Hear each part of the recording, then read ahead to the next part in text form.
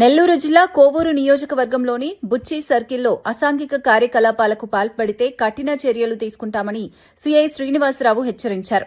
నూతనంగా బాధ్యతలు స్వీకరించిన ఆయన సోమవారం సీఐ కార్యాలయంలో విలేకరుల సమావేశం నిర్వహించారు. ఈ సందర్భంగా మాట్లాడుతూ శాంతి భద్రతల విషయంలో ప్రజలకు ఎలాంటి ఇబ్బందులు లేకుండా మెరుగైన పోలీసు సేవలు అందిస్తామని చెప్పారు. ఇందుకు ప్రజలు, మీడియా సహకారం అవసరమని అన్నారు.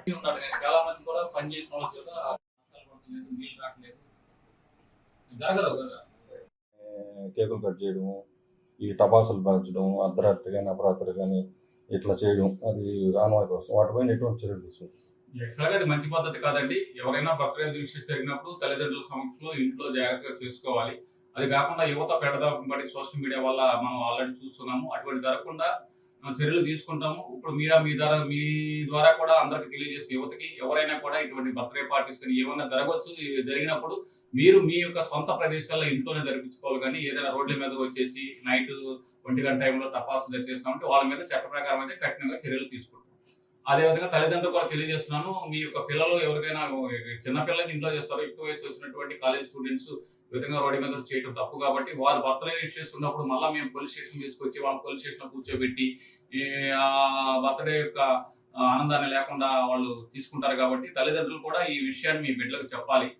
వాళ్ళు రోడ్డు మీదకి వచ్చేసి ఇలా చేస్తే మాత్రం మేము చట్ట ప్రకారం అది నేరము.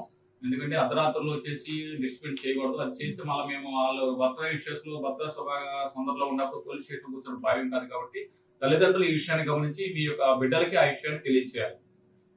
మనం డ్రోన్ పెట్రోలింగ్ మన పోలీస్ స్టేషన్ లో ఉంటే దాని ప్రకారం డ్రోన్ పెట్రోలింగ్ ఓపెన్ లేకుండా చూస్తాము. ఒకవేళ లేకపోతే దాతల సహకారంలో కానీ లేదా పై అధికారుల యొక్క సహాయం తీసుకుని ఒక డ్రోన్ మన పోలీస్ స్టేషన్ పర్చేజ్ చేసి దాన్ని కూడా ఈవినింగ్ కంపల్సరీగా తిప్పి అలవాటు చేస్తే సిస్టమ్ ప్రకారం వాళ్ళు మన ఏరియాలో జరగకుండా ఉండడానికి అందరూ సహకారం తీసుకున్నాం. ఏ సమయంలో ఏది వచ్చినా కూడా చేద్దాం. అందరూ మన ప్రజలు చట్టం ప్రకారం చర్యలు తీసుకోవాలి అవకాశం ఉంది. కాబట్టి ఇక్కడ ఉన్నటువంటి ప్రజలు కూడా మన వాళ్ళే, ఎక్కడో బయట నుండి వచ్చేసి లేదా ఇక్కడ నేరం చేసేసి పక్కకు పారిపోయేవాళ్ళు కాదు. కాబట్టి మన ప్రజల్ని మనం సక్రమంగా మార్గంలో నడిపించుకోవాలంటే మనం వాళ్ళకి కౌన్సిలింగ్ అనేది చేయాలి. తల్లిదండ్రులు కానీ యువత ద్వారా కానీ మీడియా ద్వారా కానీ మన ప్రజలను మనల్ని ముందు ఇది మీరు చేసేది నేరం ఉంది, దీనివల్ల మీరు ఇబ్బంది పడతారు, ఈ ఇబ్బంది పడితే మీరు ఏదైనా కేసులు అయినాయి అంటే మీ ఫ్యూచర్ భవిష్యత్తు పాడైపోతుంది. కాబట్టి అటువంటి ఇల్లీగల్ యాక్టివిటీ చేయకూడదు అనేటువంటి సంకల్పాన్ని ముందు కౌన్సిలింగ్ ద్వారా మనందరం కూడా చేయాలి.